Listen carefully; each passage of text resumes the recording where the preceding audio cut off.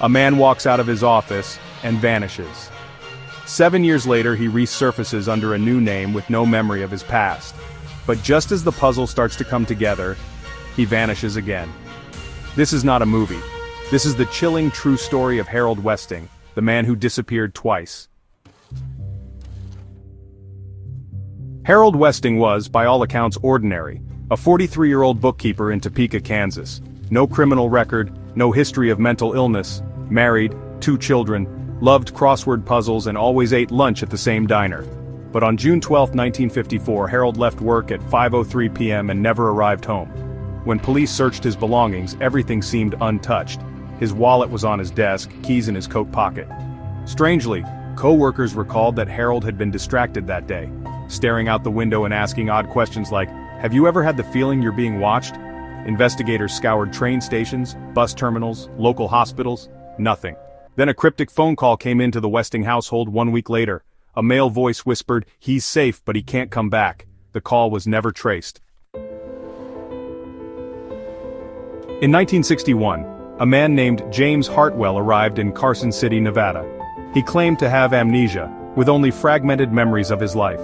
He said he woke up in the desert, wearing clothes that didn't fit, and carrying a pocket watch with the initials HEW. A local doctor's examination found no physical trauma, but noted strange scars on his back, almost surgical.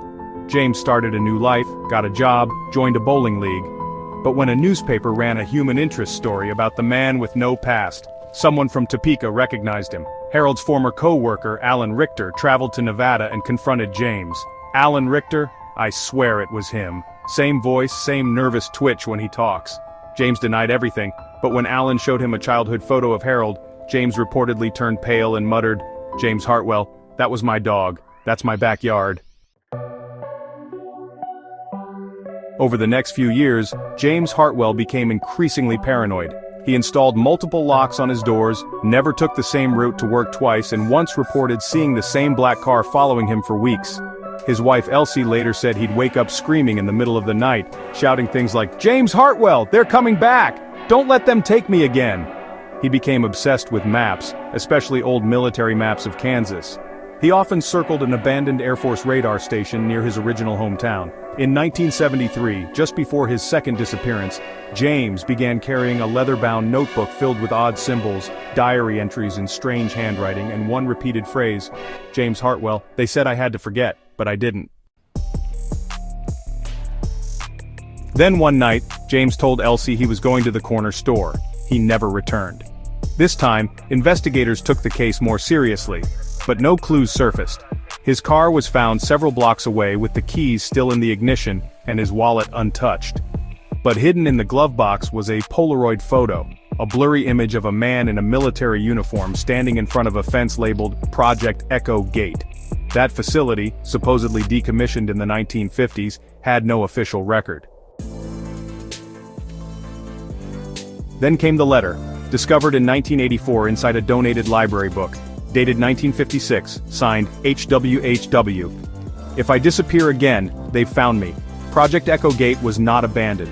It was a doorway to something else. I can't explain it.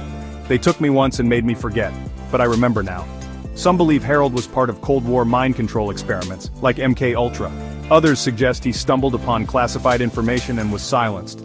A few fringe theorists even claim Echo Gate was a portal, a rift in space-time, a place where people were sent, and not all of them came back.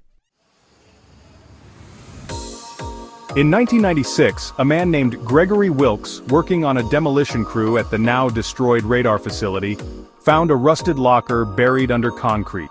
Inside was a tattered suit, a 1954 Topeka address book, and a photograph of Harold Westing with 3 unidentified men in lab coats. None of them ever came forward, and just 2 months after his discovery, Gregory Wilkes vanished too.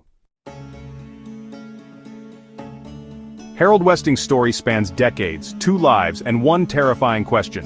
What happened to him? Was he a man with a fractured mind, or the victim of something far bigger than any of us understand? You decide. Drop your theories in the comments below. And if you want more strange true stories like this, subscribe. Because the truth isn't just stranger than fiction, it's hiding in plain sight.